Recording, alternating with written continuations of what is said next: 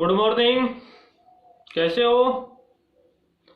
तो आज मैं आपको बताऊंगा आर्टिफिशियल इंसेमिनेशन कैसे करते हैं और इसमें क्या क्या जांच की जाती है और क्या क्या किया जाता है, उसके बारे में आज आपको बताऊंगा। तो पशुओं की नस्ल सुधार द्वारा दुग्ध उत्पादन बढ़ाने के प्रोग्राम में एआई एक बड़ा हथियार है। यह श्वेत क्रांति की कुंजी है। ये एक आधुनिक वैज्ञानिक टेक्निक है, इसीलिए सही ढंग से की गई एआई पशुपालक के लिए वरदान साबित हो सकती है तथा अकुशल व्यक्ति द्वारा की गई एआई पशुपालक के लिए अभिशाप साबित हो सकती है। ये चीजें इसमें ध्यान रखनी चाहिए, क्योंकि अगर कोई अकुशल व्यक्ति है वो एआई करेगा तो वो वरदान की जगह अभिशाप साबित हो जाएगा। तो देखते हैं कि गलत एआई द्वारा पशुपालक की सारी उम्मीदों पर पानी फिर जाता है। जो अकुशल व्यक्ति रहता है उससे एआई करवाते हैं तो पशुपालक की जो उम्मीदें रहती है उन पे सब पे पानी फिर जाता है। अपने पशु के ब्याने की उम्मीदें लगाने वाला पशुपालक को बांझ या गाय के यूट्रस में मवाद पड़ जाती है। या तो पशु बांझ हो जाएगा या उसका यूट्रस होता है उसमें कुछ ना इन्फेक्शन हो जाएगा। इसीलिए इस टेक्निक में हर कदम पर पूरी सावधानी रखना बहुत जरूरी है कि हर कदम पे हर चीज की सावधानी रखना बहुत जरूरी है। अब देखते हैं कि इसमें क्या क्या चीजों की जानकारी रखनी चाहिए, वो देखते हैं। कृत्रिम रूप से मेल का सीमन कलेक्ट करके प्रयोग में लाने के समय तक उचित तरीके से सुरक्षित रखकर सीमन की गर्भधारण करने की क्षमता की जांच करके हीट में आई हुई फीमेल की सर्विक्स में यंत्र द्वारा सीमन को आर्टिफिशियल इंसेमिनेशन कहते हैं। जो हीट में आई हुई फीमेल की सर्विक्स में यंत्र द्वारा पहुंचाना ही क्या कहलाता है? Artificial insemination. यह एक जटिल वैज्ञानिक प्रक्रिया है जिसमें क्रम से कई स्टेप होते हैं। यह एक जटिल प्रक्रिया है, इसमें कई स्टेप होते हैं। वो स्टेप कौन कौन से है वो देखते हैं। एआई एक बहुत महत्वपूर्ण तकनीक है। यदि एआई से पहले सीमन कलेक्शन, एवोल्यूशन, एक्सटेंशन और प्रिजर्वेशन आदि बहुत अच्छे तरीके से किया, लेकिन एआई सही तरीके से नहीं की हुई तो पहले की तरह मेहनत पर पानी फिर जाता है। यानी पहले की तरह मेहनत पर पानी फिर जाएगा अगर एआई ढंग से नहीं की तो। यदि गाय भैंस के यूट्रस में सही समय पर सही स्थान पर सीमन नहीं डाला जाता है तो काफी नुकसान हो जाता है। तो एआई से पहले गर्भधारण में क्या क्या जांच कर लेनी चाहिए तो वो देखते हैं। एआई से पहले गाय भैंस की पूरी तरह जांच कर लेनी चाहिए। एआई करने से पहले जो गाय भैंस होती है उसकी पूरी तरह से जांच कर लेनी चाहिए कि वे सही हीट में है या नहीं, कि वो सही तरह से हीट में है या नहीं। आंकड़ों के अनुसार 10 से 25% गाय भैंस हीट में नहीं होती। सूत्रों के अनुसार गाय भैंस 10 से 25% हीट में नहीं होती, फिर भी एआई कर दी जाती है। यदि पहली बार एआई की जा रही है यानी फील्ड पर हो तो उसका वजन 240 यानी लगभग 250 किलो गाय में तथा भैंस में 300 किलो से कम नहीं होना चाहिए। जब पहली बार अपन एआई करते हैं किसी हीपर की, उसमें कितना वजन होना चाहिए? गाय में तो 250 किलो के आसपास और भैंस में 300 केजी के आसपास होना चाहिए। अब देखते हैं कि वेजाइना में कोई एबनॉर्मल डिस्चार्ज नहीं होना चाहिए। जो डिस्चार्ज होता है, म्यूकस आती है, वो उस टाइप पे नहीं होना चाहिए। यदि एनिमल रिपीट ब्रीडर, ओवेरी में कोई प्रॉब्लम्स है या यूट्रस में इन्फेक्शन है तो पहले इन रोगों का ट्रीटमेंट किया जाना चाहिए। यानी कि कोई डिस्चार्ज दे रही हो उसको देख लेना चाहिए। यदि एनिमल रिपीट ब्रीडर हो, ओवेरी में कोई प्रॉब्लम्स हो या यूट्रस में इन्फेक्शन हो, इनका पहले ट्रीटमेंट किया जाना चाहिए, उसके बाद में एआई करनी चाहिए। एआई से पहले गाय भैंस का प्रेगनेंसी डायग्नोसिस करे। यदि पशुपालक द्वारा दी हुई हिस्ट्री और गाय भैंस की जांच के बाद वह प्रेग्नेंट लगे तो एआई नहीं करे। यानी पशुपालक के द्वारा उसको हिस्ट्री दी गई हो और पता लगे कि ये प्रेग्नेंट है तो एआई नहीं करनी चाहिए। अक्सर 2-2.5 माह की प्रेगनेंसी में कम अनुभवी इंसेमिनेटर उसे नेगेटिव समझकर एआई कर देते हैं। जैसे कि 2-2.5 महीने की कोई प्रेग्नेंट हो, उसको नेगेटिव समझकर उसमें एआई कर देते हैं, जिससे अबॉर्शन हो जाता है, बच्चा बाहर फेंक देती है। तो उसमें पूरी तरह से उसकी जानकारी करनी चाहिए कि इसमें है या नहीं है, प्रेग्नेंट है या नहीं है। सिर्फ पशुपालक की हिस्ट्री के आधार पर ही गाय भैंस की हीट में नहीं माने, यानी पशुपालक जो हिस्ट्री देता है उसके आधार पर उसको हीट में नहीं मानना चाहिए, बल्कि खुद भी हीट का लक्षणों की अच्छी तरह जांच करे। खुद इंसेमिनेटर होता है उसे भी हीट की लक्षणों की अच्छी तरह जांच कर लेनी चाहिए। यदि कोई शक हो तो पूरी तरह जांच के बाद हीट के लक्षणों मिलने पर ही एआई करे, यानी हीट के बाद जो लक्षण मिलते हैं उसके बाद में एआई करनी चाहिए। नॉर्मल तरीके से ब्याने के बाद लगभग 2 महीने बाद एआई करे। जब नॉर्मल तरीके से कोई पशु ब्याता है, गाय या भैंस, उसके लगभग 2 महीने बाद एआई करनी चाहिए। यदि गाय भैंस में पहली रिटेंट प्लेसेंटा, अबॉर्शन, डिस्टोगिया आदि की प्रॉब्लम हुई हो तो 3 माह का गैप देकर एआई करनी चाहिए। यानी कई बार पशु ब्याह जाता है, उसके उस टाइम पे रिसेंटा और प्लेसेंटा, जेर का नहीं गिरना, अबॉर्शन हो जाता है, डिस्टोगिया हो आदि की प्रॉब्लम हुई तो उसमें गैप देकर लगभग 3 महीने बाद में एआई करनी चाहिए उस पशु की। एआई में किस टाइप का सीमन प्रयोग में लेना है, इससे पहले ही तय कर लेना चाहिए कि एआई में किस टाइप का सीमन लेना है। ये एआई करने से पहले ही तय करना चाहिए। जैसे ब्रीड, बुल का नाम, एक्जोटिक ब्लड परसेंटेज आदि होते हैं, उसमें ब्रीड होती है, बुल का नाम होता है और एक्जोटिक ब्लड परसेंटेज होती है, उसके अनुसार उसमें एक्स्ट्रा काम में लेते हैं। यदि एआई करने से पहले उपयुक्त बातों का ध्यान नहीं रखा जाएगा तो सीमन का कोई उपयोग नहीं हो पाएगा, या अगली ब्याह में कोई प्रॉब्लम्स हो जाती है, या तो उसका कोई मतलब नहीं होगा या फिर अगली ब्याह में कोई प्रॉब्लम्स उसके हो जाएगी। इन चीजों से इसमें ध्यान रखना चाहिए। अब देखते हैं कि एआई का रेक्टोवेजाइनल तरीका कैसे है, कि रेक्टम के द्वारा एआई कैसे करते हैं।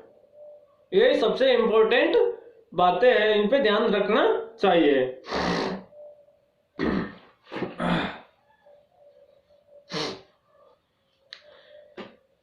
यह तरीका सबसे अधिक सरल है, दुनिया में यह तरीका ज्यादा प्रचलित है।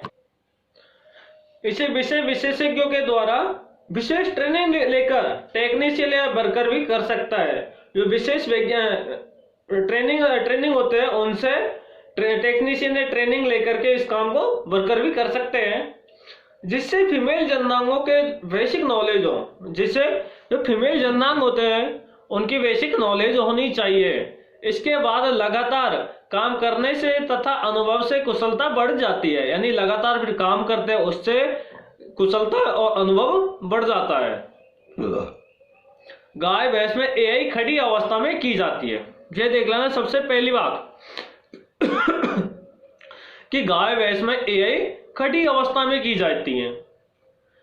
एआई के दौरान वह ज्यादा हिले और सही स्थान पर कम समय में सीमन डिपॉजिट हो। जिस टाइम पे एआई करते हैं उस टाइम पे पशु हिलना डुलना नहीं चाहिए और एक ही जगह कम समय में सीमन डिपॉजिट हो जाना चाहिए। इसके लिए ट्रेविस या अन्य जगह पर गाय भैंस को अच्छी तरह काबू में करे, या तो ट्रेविस हो वहां पे या फिर गाय भैंस को अच्छी तरह काबू में करे और पूंछ को एक तरफ रखे।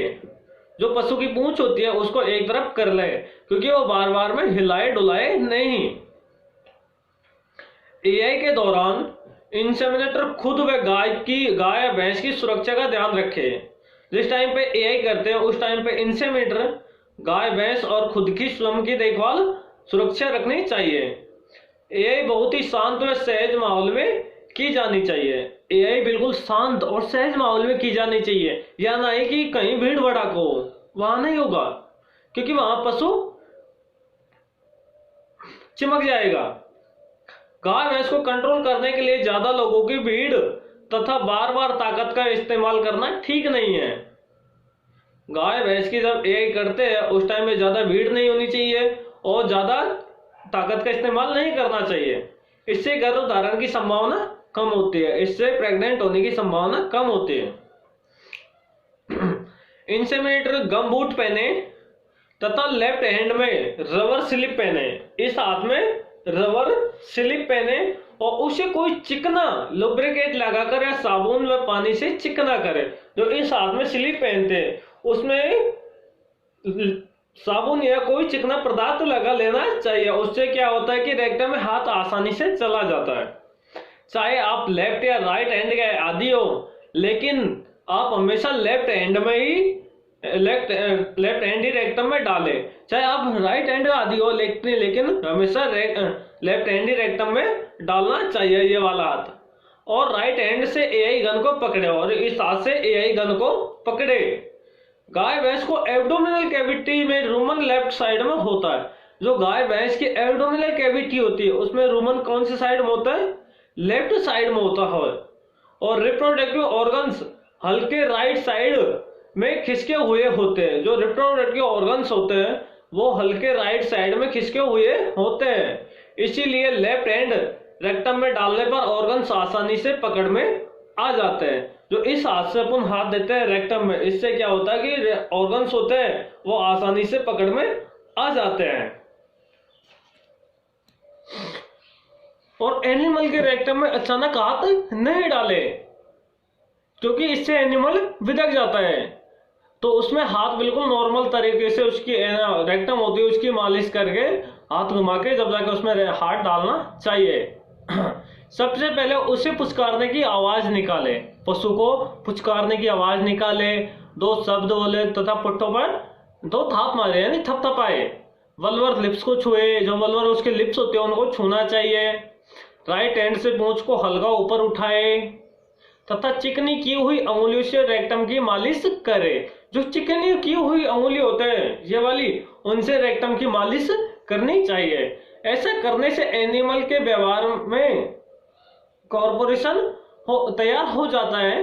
इस इंसेमिनेटर को चाहिए कि वह एआई के दौरान गुस्सा नहीं करे। इंसेमिनेटर को यही चाहिए कि पशु एआई के दौरान गुस्सा नहीं करे और ज्यादा ताकत का प्रयोग करे। ये बिल्कुल नहीं होना चाहिए और एआई शांत माहौल में करनी चाहिए, क्योंकि इससे पशु विदकता नहीं है। सिली वाले बाएं हाथ की अंगुलियों व अंगूठे को कोन की तरह बनाए। इस तरह हाथ को बनाए। जिस हाथ में सिली पहनी है लेफ्ट हैंड में, उस हाथ को ऐसे कोन की तरह बनाए और गाय की रेक्टम में धीरे धीरे हाथ डाले। मुट्ठी बंद करके हाथ डालने की बजाय कोण बनाकर हाथ डाले। ऐसा नहीं डालना चाहिए हाथ, उसमें ओनली कोण बनाकर हाथ डालना चाहिए और अंदर जा सके और पशु भी उछले नहीं। जो ये एनिमल्स एनस की मसल्स को ढीला करे तो कौन से हाथ को आगे ढकेलते हुए रेक्टम में ले जाए, यानी इस टाइप पे हाथ बनाकर उसकी रेक्टम में धीरे धीरे हाथ को ढकेलते हुए अंदर ले जाए। हल्के रूप से हाथ डालने पर रेक्टम में पेरिस्टोलसिस गति होती है। हल्के रूप से हाथ डालते उससे पशु की रेक्टम में क्या होता है? पेरिस्टोलसिस गति होती है और एनिमल गोबर करने लगता है और पशु गोबर करने लग जाता है। जो भी पशु गोबर करने के लिए तैयार करे और आप अपने हाथ से गोबर बाहर निकालें, लेकिन ध्यान रखें कि गोबर निकालते समय हवा अंदर नहीं जाए। ये भी ध्यान रखना चाहिए कि गोबर निकालते समय हवा अंदर नहीं जाइए नहीं जानी चाहिए। गोबर निकालने के लिए हथेली से गोबर बाहर धकेलना चाहिए ताकि रेक्टम में हवा नहीं घुसे। गलती से अंदर हवा भर जाने के बाद आसानी से सर्विक्स पकड़ नहीं पाती, क्योंकि वो उसमें बलूनिंग हो जाते हैं, बलूनिंग हो जाती है, उसमें गुब्बारा टाइप में वो फूल जाता है, उससे आसानी से उसकी सर्विक्स पकड़ में नहीं आती। एक बार हवा अंदर जाने पर एआई करने में काफी परेशानी आती है। एक बार अगर हवा अंदर गई तो उसमें एआई करने में बहुत परेशानी आती है। और जोर लगाने पर रेक्टम फटने की संभावना रहती है। अगर जोर लगाएंगे तो उस टाइम पे फिर रेक्टम फटने की संभावना रहती है। इसी दौरान इंसेमिनेटर की अंगुलियों के नाखून लंबे होंगे तो नुकसान होने की संभावना अधिक रहती है। तो उस टाइम पे अपने नाखून भी काटने चाहिए। इससे क्या होता है कि उसके इन्फेक्शन नहीं होगा। कि यूट्राइन हॉर्न में ओवरीज को हल्के ढंग से पॉल्पेट करें। जो यूट्राइन हॉर्न होता है और ओवरी होती है, उसको हल्के ढंग से उसको महसूस करना चाहिए, पॉल्पेट करना चाहिए। इस समय पूरी सावधानी से हल्के रूप से पॉल्पेट करें, आसानी से उसको महसूस करना चाहिए। ज्यादा ताकत व दबाव लगाने से ओवरी पर मौजूद ग्रोफियन फॉलिकल्स रैप्चर हो जाते हैं। यूट्राइन हॉर्न की भी पूरी लंबाई में जांच करें कि पहले से एनिमल प्रेग्नेंट नहीं है। गाय की उम्र, ब्यात की संख्या, यूट्रस में इन्फेक्शन आदि में यूट्रस सर्विक्स हॉर्न का आकार अलग अलग होता है। इसलिए कम अनुभवी इंसेमिनेटर को इस दौरान गलतफहमी होने की संभावना रहती है। भारतीय परिस्थितियों में हीपर की तुलना में 2 से 3 बार ब्याई हुई गिर, सिंधी, साहिवाल जैसी गायों में सर्विक्स की साइज भी 2-3 गुना ज्यादा बढ़ जाती है। उस टाइम पे इन चीजों का ध्यान रखना चाहिए। तो रेक्टम में हाथ डालने के बाद सर्विक्स को पकड़ते समय एनिमल रेक्टम को सिकोड़ता है, जिससे हाथ से सर्विक्स पकड़ने में परेशानी होती है। ऐसे में रेक्टम में डाले हाथ की 2 अंगुलियों को आगे पीछे कर मालिश करे ताकि एनिमल मसल्स को ढीला कर सके और रिलैक्स होने के बाद हाथ आगे बढ़ाए। कई बार हाथ रेक्टम में डालने पर गाय अपने रेक्टम और एब्डोमिनल सिकुड़न के बाद रिप्रोडक्टिव ऑर्गन्स को पीछे खींच लेती है, जिससे वेजाइना का मार्ग लंबाई में छोटा हो जाता है। वेजाइना में फोल्ड्स बढ़ जाते हैं, गन का टिप इन कोल्ड्स में फंस जाता है और सर्विक्स में पास करने में दिक्कत आती है। ऐसे में यदि सर्विक्स पकड़ में आ जाती है तो इसे आगे की ओर सरकाए और इसे वेजाइना सीधी हो जाएगी और फोल्ड्स हट जाएंगे। यदि सर्विक्स पकड़ में नहीं आती है तो गन के टिप को अंगूठे या अंगुलियों से कवर करें तथा कलाई को घुमाते हुए हल्के ढंग से वेजाइनल फोल्ड से बाहर आने के निकाले। इसके बाद गन को आगे बढ़ाए। रेक्टम के अंदर हाथ की अंगुलियों से सर्विक्स को पकड़ने की कोशिश करें। जो रेक्टम में हाथ डाला जाता है, इसी की अंगुलियों से सर्विक्स को पकड़ने की कोशिश करें। इस दौरान अंगूठे के पोर्सियों का पास लेकर सर्विक्स के बाहरी मुंह के पास रखें। एक बार जब यह तय हो जाए कि सर्विक्स के सही भाग पर सही पकड़ हो गई है या अंगूठा ओस पर ही है तो असिस्टेंट द्वारा बल्बर लिप्स को हल्का चौड़ा कराए और गन को 45 डिग्री कोण से तिरछा रखते हुए वेजाइना में डाले। जैसे ये गन हो उसको 45 डिग्री कोण पर तिरछा करके वेजाइना में डाले ताकि गन मूत्र मार्ग यूरेथ्रल ओरिफिक्स में नहीं जा सके। एआई गन का अगला भाग वेजाइना में हल्का प्रवेश करते ही इसे 90 डिग्री कोण पर सीधा या समतल कर लेना चाहिए और आगे सर्विक्स की ओर बढ़ाए। यानी पहले तो 45 डिग्री पे देते हैं, उसके बाद में इसको थोड़ा आगे देने पर इसको 90 डिग्री पे कर लेते हैं और फिर आगे बढ़ाते हैं। सर्विक्स को हमेशा बीच के भाग से पकड़े। इससे आगे का भाग यानी यूट्रस का शुरुआती भाग या यूट्रस को पकड़ने से सर्विक्स एक बाहरी मुंह ओस एक जगह रुक नहीं पाता और गन को ओस में पास करने में दिक्कत होती है। जो गन होती है उसके ओस को पास करने में दिक्कत होती है, इसीलिए सर्विक्स को बीच से पकड़े। इसके अलावा पकड़ी हुई सर्विक्स को अपनी ओर खींचकर नहीं रखे, क्योंकि इससे वेजाइनल फोर्स बीच में आ जाते हैं।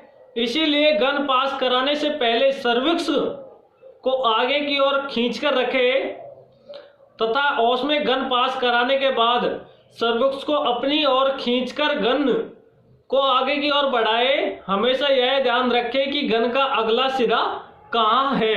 हमेशा यह ध्यान रखें कि गन का अगला सिरा कहाँ पर है। ध्यान रखें कि एआई गन की दिशा ओस की तरफ ही हो। ओस के दोनों वेजाइनल फोल्ड्स होते हैं, इसीलिए एआई को ए गन का अगला सिरा ओस में जाने की बजाय फोल्ड्स में जाने की काफी संभावना रहती है। यदि ऐसा होता है तो उसी दिशा में जोर लगाकर एआई गन को आगे नहीं बढ़ाए, यदि बल्कि हल्की बाहर खींचे और वापस ओस की ओर बढ़ाए। उसको हल्का बाहर खींचे और वापस ओस की ओर बढ़ाए। यदि एआई गन को ओस में प्रवेश कराने में वेजाइनल फोर्स की परेशानी आ रही है तो सर्विक्स की ओर बढ़ाए ताकि गन आसानी से प्रवेश हो सके। यदि पशु सही हिट में और ओस ओपन है तो गन सही दिशा में आसानी से प्रवेश कर जाती है। गन को ताकत से स्क्रू की तरह घुमाकर डालना ज्यादा सही है। इसके लिए सर्विक्स को सही जगह से पकड़े तथा गन के सिरे को सही रास्ता देने के लिए सर्विक्स को भी आगे पीछे या दाएं बाएं हल्के ढंग से हिलाए। हीपर की सर्विक्स अपेक्षाकृत छोटी होती है। जो हीपर होती है उसकी सर्विक्स अपेक्षाकृत छोटी होती है, इसीलिए गन आसानी से पास हो जाती है। लेकिन कुछ के लिए छोटी सर्विक्स में गन डालना ज्यादा मुश्किल हो जाता है। कुछ के लिए छोटी गन में वो सर्विक्स पास नहीं कर सकते। सीमन को सर्विक्स के सेंटर भाग यानी मिड सर्विक्स पर धीरे धीरे छोड़े।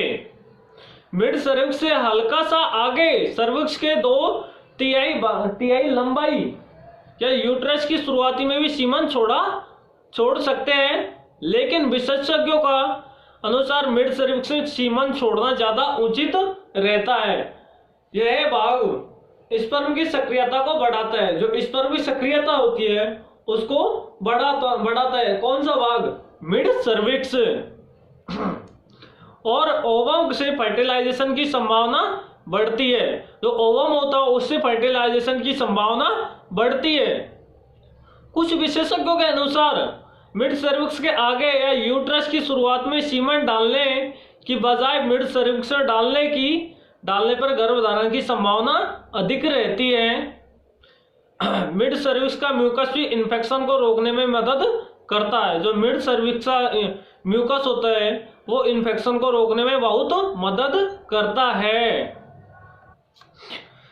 मिड सर्विक्स के आखिरी भाग में यूट्राइन बॉडी में सीमेंट डिपॉजिट करते समय धैर्य रखें। गन के प्लेंजर को अचानक दबाकर पिचकारी नहीं मारे, बल्कि धीरे धीरे 5 सेकंड में इसे दबाए रखे ताकि सीमेंट धीरे धीरे स्ट्रा से निकलकर दोनों हॉर्न में बराबर मात्रा में फैल सके। यदि एक ही हॉर्न में सीमेंट डाला जाता है तो गर्भधारण की संभावना कम होगी और अंडाणु किसी भी हॉर्न में हो सकता है। सीमन को सर्विक्स वाला भाग खत्म होने के बाद और यूट्रस शुरू होने वाले भाग यूट्राइन बॉडी पर डिपॉजिट करने के लिए लेफ्ट हैंड से सर्विक्स को पकड़े, बीच की अंगुली को इसी भाग तक ले जाए और वहां गन के टिप को रखे, अंगुली को उठाए तथा सीमन डिपॉजिट करे। इस दौरान प्लेंजर को हल्के रूप से पुश करे ताकि सीमन यूट्राइन बॉडी में सही जगह पर डिपॉजिट हो सके। सीमन की लंबाई को पार कर यूट्रस में ज्यादा आगे सीमन नहीं छोड़े, इससे यूट्रस में इन्फेक्शन होने की संभावना रहती है। साथ ही यदि एनिमल प्रेग्नेंट होगा तो ऐसे में गन को यूट्रस तक लाने पर अबॉर्शन की संभावना रहती है। एआई के दौरान सर्विक्स पर ज्यादा जोर लगाने, दबाव से पकड़ने तथा आगे पीछे दाएं बाएं करने से बचे। गाय भैंस के अंदर के जेनिटल ऑर्गन्स बहुत नाजुक होते हैं, इसीलिए इस दौरान बहुत ही जेंटल या हल्के ढंग से व्यवहार करना चाहिए। एआई एक वैज्ञानिक तकनीक है, इसीलिए बड़ी सावधानी से सही तरीके से यह कार्य संपन्न करना चाहिए। इंसेमिनेटर का मकसद वैजाइना से जैसे तैसे गन डालकर कहीं भी सीमन छोड़कर स्थिर कर लेना नहीं होना चाहिए।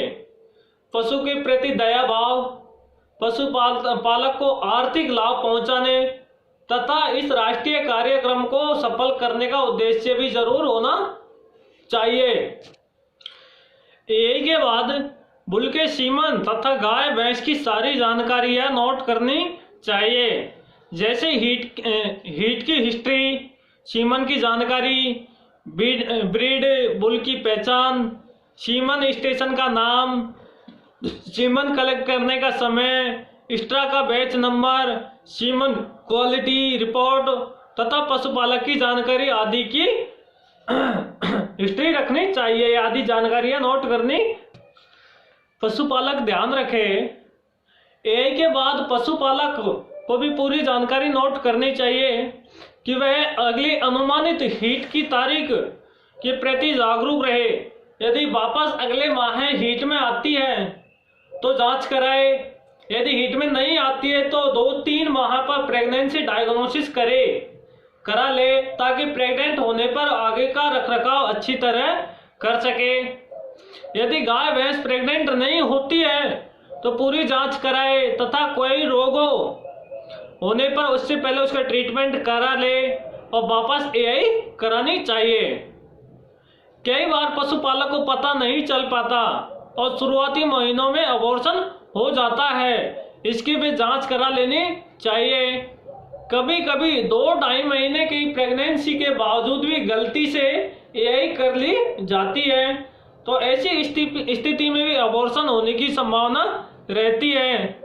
यदि एआई कराने के बाद वापस नॉर्मल हीट आती है, यानी एनिमल प्रेग्नेंट नहीं हुआ हो, तो वापस एआई करा लेनी चाहिए। इस तरह हमेशा इन बातों का ध्यान रखना चाहिए।